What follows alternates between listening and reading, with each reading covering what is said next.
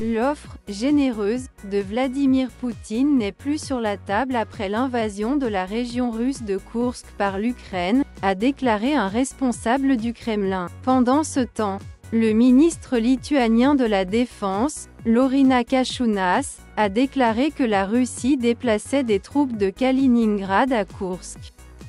C'est tout pour notre couverture de ce soir. Nous serons de retour demain matin avec plus de mises à jour sur la guerre en Ukraine. Avant de partir, voici un rappel de ce qui s'est passé aujourd'hui. L'Ukraine a déclaré que ses forces avaient pris le contrôle de 74 colonies dans la région de Koursk, dans le sud de la Russie. La porte-parole de la Maison-Blanche, Karine Jean-Pierre, a déclaré que les États-Unis n'avaient reçu aucun préavis de l'Ukraine selon lequel ils prévoyaient une action militaire dans la région frontalière avec la Russie.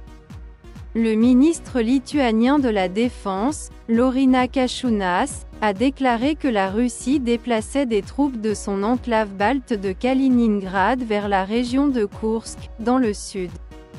L'Ukraine a prouvé qu'elle était « capable de protéger ses intérêts et son indépendance », a déclaré Volodymyr Zelensky dans son discours du soir.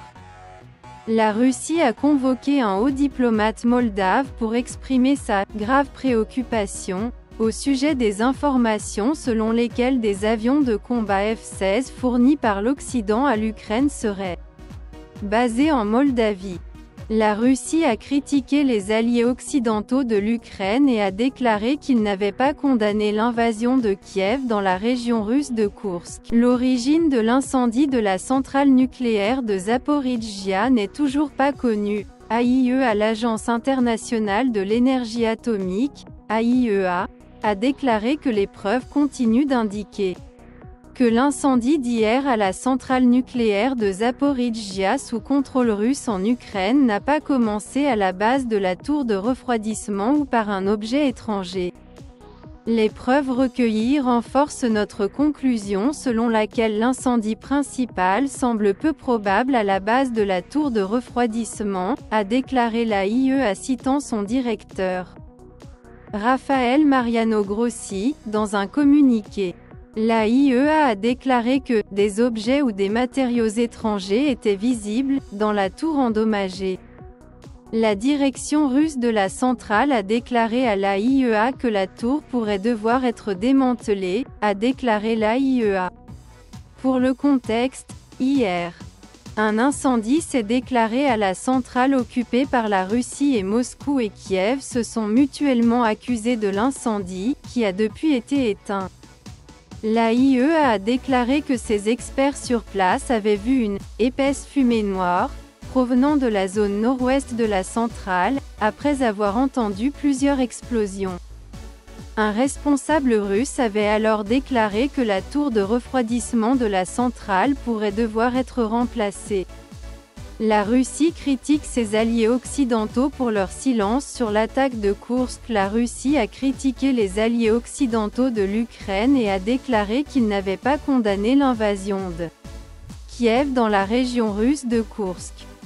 Aujourd'hui, les alliés de l'Ukraine au Conseil de sécurité de l'ONU, dont les États-Unis, la France et la Grande-Bretagne, ont fait part de leur soutien à Kiev lors d'une réunion informelle du Conseil convoquée par la Russie. Ils n'ont pas mentionné l'offensive de Koursk. Lors de la réunion informelle du Conseil, l'ambassadeur adjoint de la Russie à l'ONU, Dimitri Polyanski, a déclaré: Nous n'avons pas entendu un mot de condamnation de ces actions de la part des sponsors occidentaux du régime de Kiev qui continuent de dissimuler les crimes odieux de leurs marionnettes. Je serais reconnaissant d'expliquer comment le fait de cibler intentionnellement des civils sert l'objectif de perturber les attaques sur le territoire ukrainien, étant donné qu'il n'y a pas d'objets ou d'infrastructures militaires dans la région.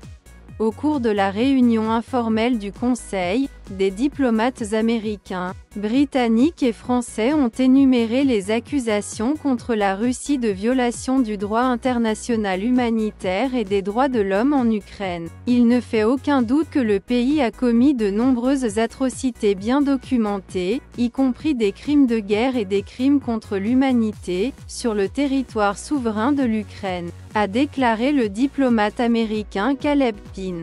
Ce pays, c'est la Russie. Analyse. Combien de temps l'Ukraine peut-elle garder Koursk? Notre analyste en sécurité et défense, le professeur Michael Clark, a déclaré qu'il n'était peut-être pas judicieux sur le plan stratégique de garder Koursk à long terme. Dans cette guerre, nous sommes habitués à voir des batailles se dérouler sur une très longue période, de véritables batailles d'usure durent des mois, dit-il. La bataille de Koursk qui s'annonce se mesurera en jours et en semaines, et non en semaines et en mois. C'est à cause de la pression croissante exercée sur Vladimir Poutine, dit-il. Pour sa propre survie au Kremlin, il doit faire comprendre que le territoire russe est sacré. Il fera donc tout ce qu'il faut pour se débarrasser de cette enclave, explique-t-il. La Russie n'a pas été envahie depuis 1941, donc c'est scandaleux de son point de vue. Vous pouvez regarder l'analyse complète de Clark ici. Regardez, un soldat ukrainien célèbre dans une ville russe plus tôt.